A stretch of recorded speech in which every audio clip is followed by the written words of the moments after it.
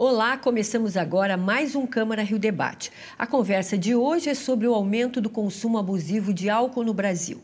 Segundo dados do Sistema de Vigilância de Fatores de Risco para Doenças Crônicas Não Transmissíveis do Ministério da Saúde, o Vigitel, o consumo abusivo de álcool entre as mulheres aumentou de forma significativa em comparação aos homens. Vamos entender as causas e os efeitos do consumo. Para conversar sobre o assunto, eu recebo Anderson Ribeiro, professor do Departamento de Ciências da Faculdade de Formação de Professores da UERJ. Seja bem-vindo, professor Anderson. Muito obrigado pelo convite, é um prazer imenso participar discutindo esse tema tão importante para a nossa sociedade. Eu que agradeço a sua presença. E eu recebo também o Dr. José Mauro Braz de Lima, que é neurologista e professor da Faculdade de Medicina da UFRJ. Seja bem-vindo, doutor. Obrigado pelo convite. Muito obrigada pela sua presença. E antes de dar início à nossa conversa, vamos acompanhar uma reportagem com algumas informações sobre o assunto. Dados recentes do Vigitel, o sistema do Ministério da Saúde que monitora fatores de risco para doenças crônicas, apontam para uma estabilidade no consumo abusivo de bebidas alcoólicas no Brasil, mas com tendência de aumento entre mulheres jovens. O estudo define como consumo abusivo a ingestão de 4 ou mais doses para mulheres e 5 ou mais para homens em uma única ocasião. Nos últimos 15 anos, o percentual geral de brasileiros que fazem uso abusivo de álcool passou de 17,2% para 20,8%. E 75% desses indivíduos consideram que bebem de forma moderada. Segundo a Organização Mundial da Saúde, o uso nocivo do álcool é responsável por 3 milhões de mortes por ano, além de estar relacionado a mais de 200 doenças. No debate de hoje, vamos entender as causas e consequências desse cenário e refletir sobre a importância de ações de conscientização para reduzir o abuso. Bom, eu começo aqui a nossa conversa com o professor Anderson. Professor, o que causa, e o que tem causado esse aumento aí da dependência do álcool entre as mulheres e os jovens? Fala um pouquinho para a gente também do seu trabalho dentro da universidade, que é muito importante. Então, eu sou professor da Faculdade de Formação de Professores e realizo minha pesquisa em modelos experimentais, pré-clínicos, onde a gente estuda modelos de dependência, tanto para álcool como para o tabaco, e também sobre o transtorno do espectro alcoólico fetal, que eu acho que é uma coisa que a gente pode conversar aqui nesse nosso debate. Então, esses dados da Vigitel, de 2023, eles apontam uma tendência de aumento entre as mulheres, o que chama bastante atenção, um perfil de estabilidade no caso dos homens, mas esse aumento no caso das mulheres.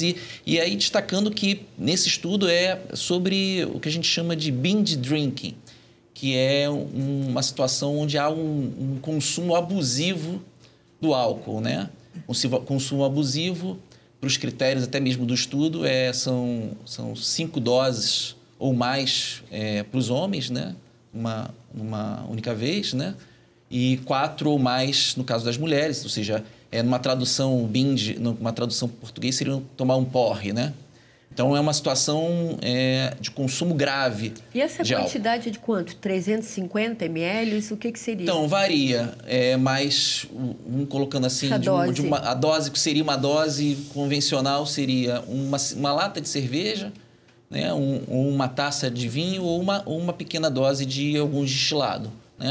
Obviamente porque cada bebida dessa, apesar de o álcool ser o mesmo, elas têm concentrações diferentes. Então, você consegue imaginar, são 5 ou mais latas de cerveja, é um consumo relativamente grande para um único evento. E é interessante que a gente não sabe muito bem por que isso está acontecendo, Tem uma questão que talvez a gente possa levantar enquanto hipótese de uma mudança cultural do consumo das bebidas alcoólicas pelas mulheres. E uma outra coisa que eu acho que também a gente tem que pensar aqui é que a gente está falando de um dado de 2021, que foi o último estudo, para 2023, o que a gente passou por um evento aí de pandemia, Então, talvez a pandemia também tenha um impacto, também esse impacto, algum impacto que que fez com que esse consumo aumentasse. Então, os futuros estudos eu acho que devem mostrar qual é o principal motivo desse aumento. Doutor, falando aí da sua experiência toda dentro da neurologia, né, e esse trabalho todo que o senhor faz em relação, né, a esse consumo de álcool, essas pesquisas e sempre atendendo essas pessoas. O que o senhor traz aí de novo nessa área, né? E o que realmente são essas consequências? Que consequências o álcool traz? Aproveitando como o Anderson falou, a nossa experiência é a experiência clínica, né? E a gente faz também pesquisa. Meu primeiro impacto, que foi a questão da clínica, da evidência, chamada evidência, é trabalhar na emergência psiquiátrica, né? Trabalhar isso antes dos anos 80, foi 78, 79. Desde então, há mais de 40 anos, eu comecei a trabalhar muito com a questão da saúde mental, na psiquiatria, na emergência psiquiátrica, mas como neurologista. E o primeiro fato é que mais da metade dos atendimentos de emergência psiquiátrica estava ligada a álcool e droga. Então, esse é um fato. Mas eu trabalhava também, quer dizer, a evidência pode ser vista hoje. Se a gente for num pronto-socorro como o Miguel Couto ou Souza Guiar, onde eu trabalhei muitos anos na emergência, ainda mais quando eu dava plantão fim de semana, eu posso dizer que mais da metade também dos traumatismos, politraumatismo, acidentes levados para o hospital de emergência tem álcool no meio, principalmente álcool. Acidente de trânsito, por exemplo. Então, vai vendo que a dimensão, né, da questão das consequências do álcool. Se a gente for para uma delegacia, um fim de semana, pode ir para uma delegacia, a pesquisa que pode fazer, como eu tinha um programa acadêmico de álcool, eu fazia ensino, pesquisa e extensão. Então, algumas vezes eu tinha algum aluno fazendo tese, mestrado, doutorado sobre isso. Então, temos trabalho na Talavera Brus, por exemplo, a maioria é álcool, a maioria. Se for numa delegacia, fim de semana, conflito, violência, álcool no meio. Quando a gente está vendo hoje um problema também que mostra dimensão e impacto, o problema da violência contra a mulher e contra a criança.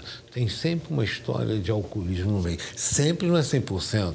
Aí o Anderson pode ver que faz essas avaliações mais pré-clínicas, vai ver que o álcool está embutido associado nisso. Nessa associado. Questão. E aí também o feminicídio também, porque mexe com as questões psicoculturais que são também do nosso dia a dia. Então isso a gente vai vendo um impacto. Agora, quando nós olhamos isso, eu chamo muita atenção para uma questão. A gente bota o consumo de bebida alcoólica no final da década de 90 e vê hoje. Fenômeno brasileiro, né? Porque o consumo de álcool aumentou no mundo todo. Mas aqui, especialmente, eu chamo isso como uma visão crítica da questão, que o álcool ele pode ser, dependendo da concentração, álcool fermentadas, bebida fermentada, como cerveja e vinho, e bebidas destiladas, como cachaça, uísque, vodka, né? A concentração, chamada o teor alcoólico por dose padrão, varia, óbvio. Então, a cerveja é 5%, o vinho é 11%, 12%, 13%, os destilados, cachaça, uísque ou vodka, em torno de 40%. Mas quando a gente coloca do lado a dose padrão, cerveja é 300, 350 ml. O vinho é 150 ml, que é uma taça. E a cachaça, o uísque ou vodka é aquela dosezinha de 50 ml, 40, 50 ml.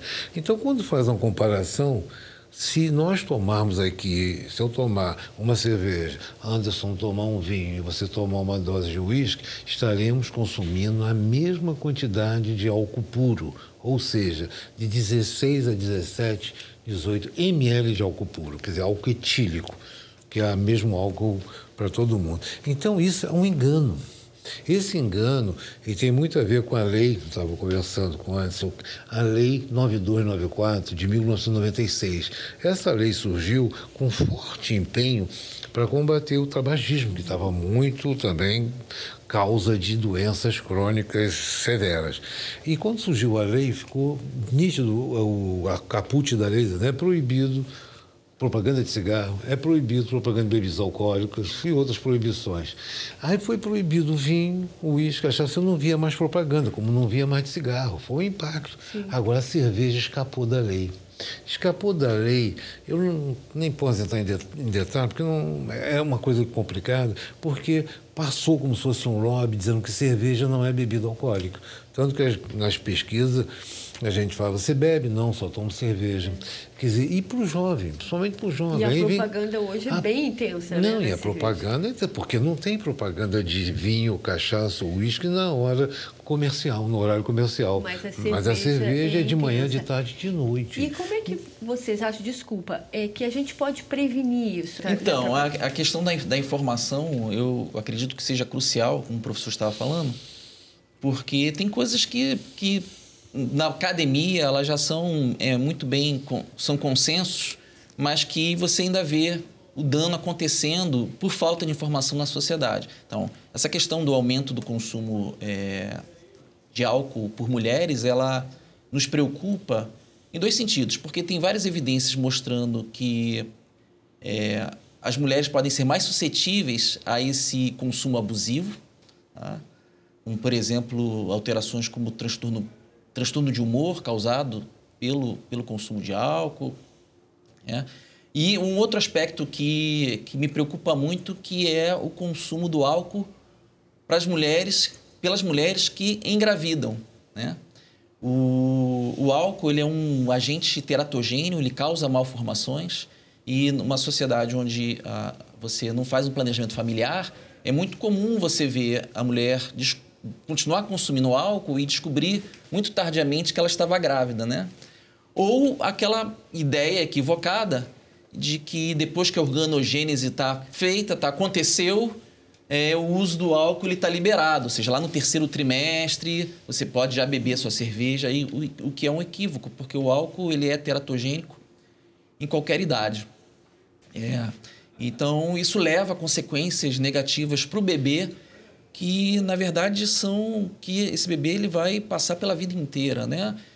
Desde situações mais graves, como a síndrome alcoólica fetal, que leva a malformações, além de transtornos neuropsiquiátricos, mas, às vezes, situações mais leves, né? Que hoje a gente engloba tudo numa sigla, que é a FASD, que é o transtorno do espectro alcoólico fetal. E é muito comum alguns transtornos em função desse uso de álcool materno. Então, essas crianças têm uma altíssima incidência de TDAH, de alterações de comportamento social semelhantes ao autismo, alterações de aprendizagem.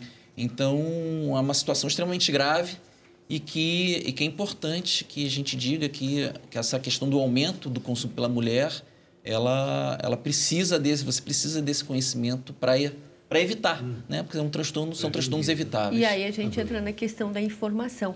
Agora, antes de nós continuarmos aqui a nossa conversa, o Câmara Rio Debate vai para o intervalo e nós já voltamos.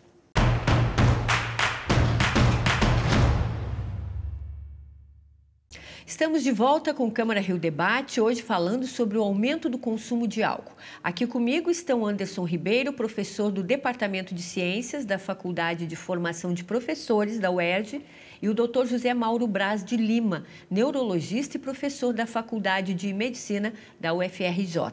E dando continuidade aqui, estamos com os 2 livros aqui, né, do Dr. José, sobre a questão do álcool. Queria que o senhor falasse um pouquinho para a gente sobre das grávidas, mulheres grávidas e da alcoologia na sociedade. Fala um pouquinho para a gente. Então, só para fazer uma observação em relação, porque é importante saber por que aumenta o número de consumo entre as mulheres. Então, tem dados da USP, da Fiocruz, todos que fazem levantamentos, né? Desde os anos 2000 e pouco, depois repetiu, e o último foi da Fiocruz. Então é importante, sobretudo porque o álcool, né, ele é consumido tanto como em forma de vinho, de cachaça, de uísque e de cerveja. Então essa falha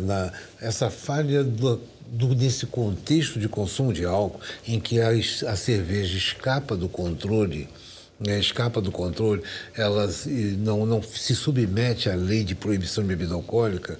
Então a gente dá só um número. Se a gente vê a produção de bebida alcoólica nos anos 2000, estava em torno de quase 2 bilhões de litros anos. Quando a gente vai ver em 2020, 2021, 22, que é os dados mais ou menos estáveis, aí nós passamos para quase 20 bilhões de litros, quer dizer, um aumento de 900%. Então, esse aumento de 900%, a gente vai perguntar quem consumiu essa cerveja no Brasil. Em 20 anos, você sai de 2 bilhões para 20 bilhões, quase, em números gerais, é muita coisa. Aí, se a gente for perguntar e fazer pesquisa do perfil do público que consumiu essa bebida, a cerveja, no caso, não foram os alcoólatras, não foram os abusadores, foram jovens e mulheres. Basta um fim de semana aí nos bares, e nas esquinas Rio, São Paulo, Salvador, interior também, você vê a mesa cheia de jovens. E aí, por quê? Forte publicidade, forte propaganda, propagandas inteligentes, propagandas bem feitas, e o Brasil é campeão em publicidades inteligentes. Não é? Então, tudo isso fez com que empresas da indústria de cerveja saíssem de 2 bilhões para 20 bilhões. Isso é um crescimento espetacular. Se a gente compara o crescimento da população nesse período de 2000 para até 2020, 21, 22, a população cresceu 30%. Em torno de, era 150, 160 milhões, passou para 200, 210 milhões, quer dizer, 30% a 35%, enquanto que a cerveja cresceu quase 1000%. Então aí você vê o impacto, e quem bebeu? Jovens e mulheres. Basta, eu moro lá em Botafogo, tem uma zona, uma região ali chamada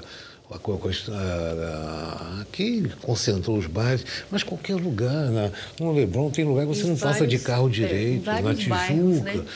E a gente estava falando dessa questão aqui da gravidez. O senhor fez esse livro e a importância dele, porque traz informações. Que nós vimos, então, o perfil, que isso é que é informação importante, para ter consciência de que quem mais contribuiu para esse aumento fantástico, que não aconteceu em outro lugar do mundo, no Brasil, com relação à cerveja, nos colocou em terceiro maior produtor mundial de cerveja, foi as mulheres.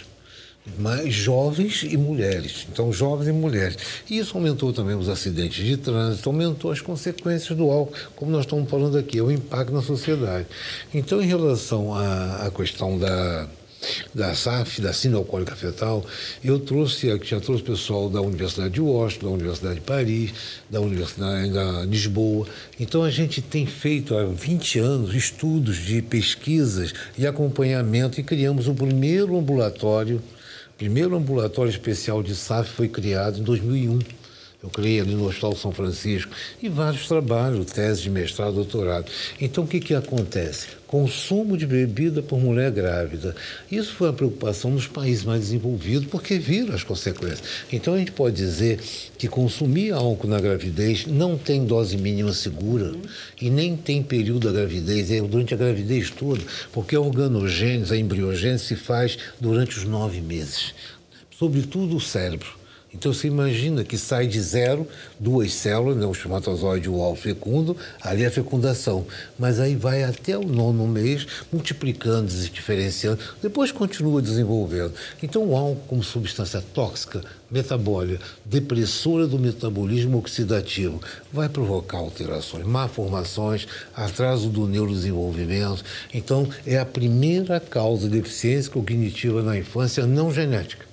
Agora, professor, em relação a essa questão também dos jovens e das mulheres, essa influência da sociedade é muito forte, né? Principalmente em relação aos jovens, eu acho, que estão ali para serem aceitos no grupo e acabam entrando na bebida dessa forma. Sim, isso vale muito a pena a gente ressaltar aqui, né, que esse período de adolescência, né, como o professor estava falando, né, que o álcool atrapalha o desenvolvimento, e a adolescência é uma fase fundamental desse desenvolvimento, principalmente cerebral.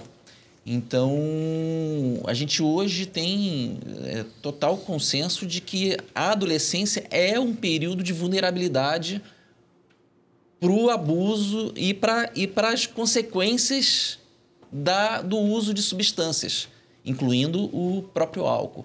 Então, normalmente, os transtornos associados ao alcoolismo, eles começam na adolescência, né? O primeiro uso começa na adolescência, aí esse primeiro uso se transforma em eventuais abusos repetidos, e esses abusos repetidos vão caminhar um processo de dependência, um transtorno de uso de álcool, né?